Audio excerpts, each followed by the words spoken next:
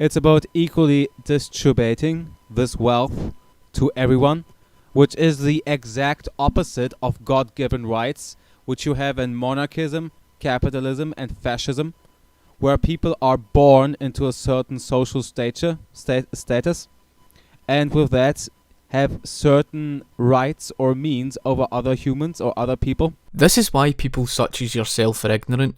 With someone such as yourself who doesn't understand the definition of economics, you don't understand what laissez-faire capitalism is. This proves you have no clue what a free market is by claiming that a free market economy is about some set group of rich people born into wealth somehow control the rest of society, and the reason this is complete and utter silly nonsense is because the history of America contradicts you, as does the history of Singapore and British history.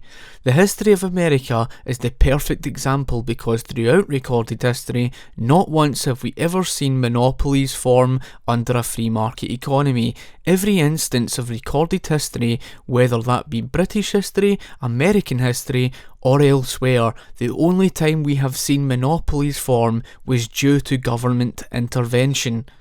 United States history is the perfect example, as I say, with the examples of Standard Oil as I gave in the past.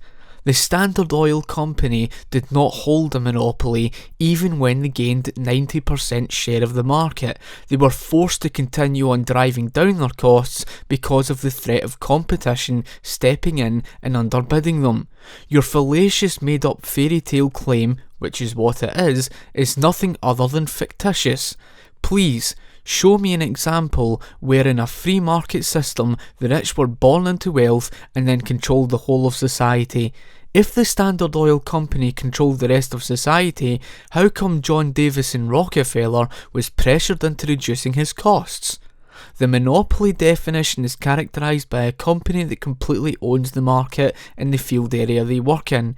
If anything, John Davison Rockefeller was forced by market competition and consumer choice to provide for his consumers, because if he did not, he would have been wiped out by other market competition. Perhaps the best example you could throw at me is the De Beers Group. How did they get close to that near-perfect monopoly?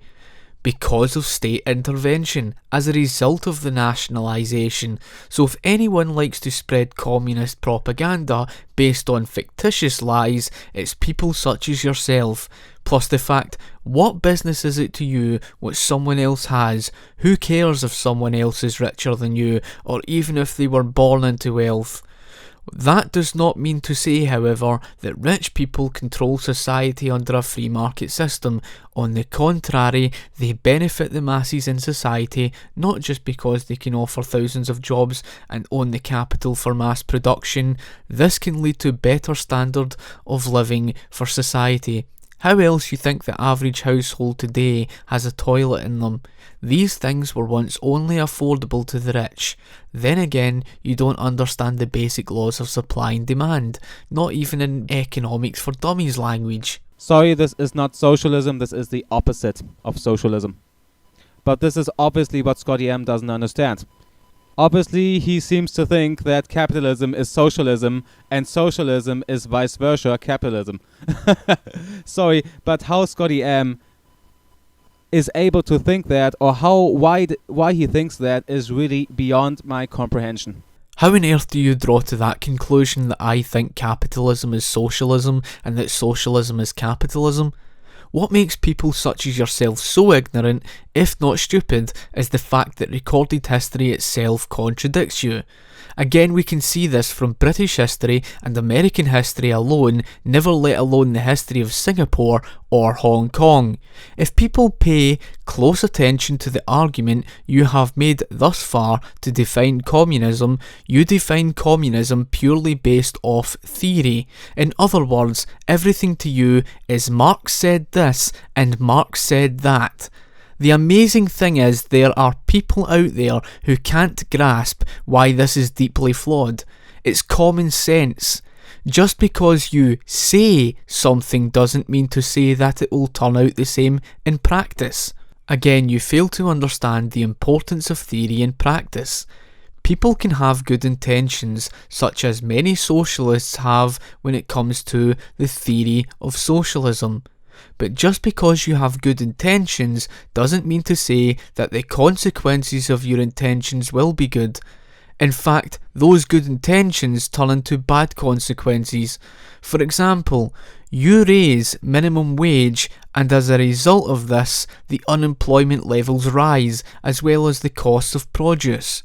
This is a prime example of what we mean by having good intentions doesn't necessarily mean to say there will be good consequences. What differentiates a good economist from a bad economist? The good economist looks at not just short-term consequences, but also long-term consequences of given policies. In other words, you don't place good intentions above consequences, meaning that you must analyse how given policies affect people in the real world when put into practice. This is something that seems almost oblivious to you. It seems to go over your head, where in your mind, consequences don't matter. All that matters are your good intentions. The end. Furthermore, it is the truth that you socialists do think you are born into this world with some God-given right. For example, you think healthcare is a right or education is a right. Therefore, you believe these things should be handed to you on a plate, where you believe that those who work in the education and healthcare sectors of the economy somehow have a duty to serve you. So yes, you do believe you have some God-given right. That's why you argue against paying for healthcare or education. How he can even think that socialism is giving you any God-given rights over other people is really beyond my comprehension. So what you're telling me is, it goes over your head that socialists such as yourself think you have a right to universal healthcare, which basically means that you think you have a right to other people's money. It's the truth. People such as yourself think your rights are all that matter, yet you completely ignore the fact that you take away individual rights. Let's say we use the example of employment. Let's say someone claims they have a right to work. Sure, you have individual rights to work in your own business by free choice.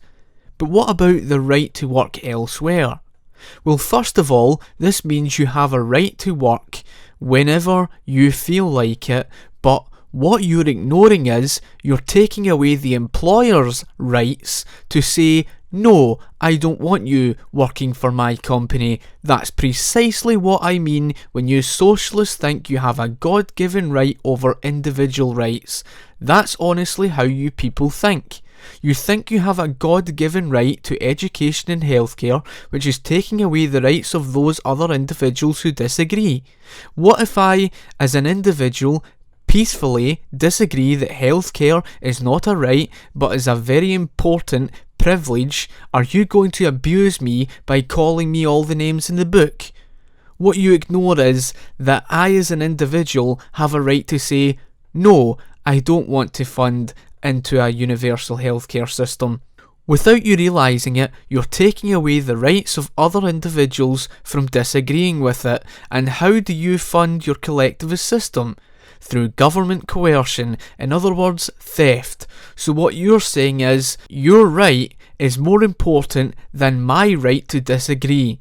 That's more or less what you're saying. And it shows that Scotty M, sorry, but obviously understands nothing about socialism, and even more, he doesn't understand anything about capitalism either, or any other political or economic system. He obviously has no freaking idea what he's talking about.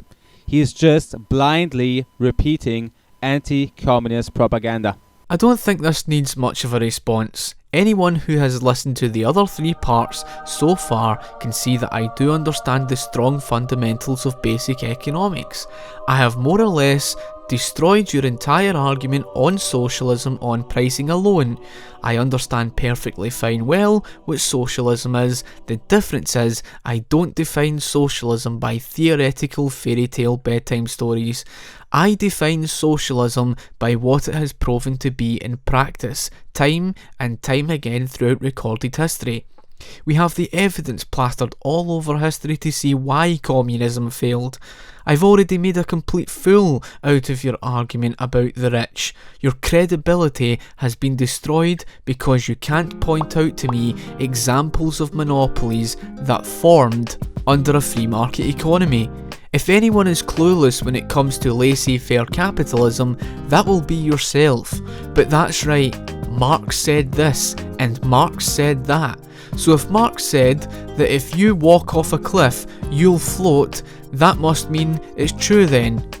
Your inability to understand something so simple as theory and practice is proof that you have severe lack of intelligence.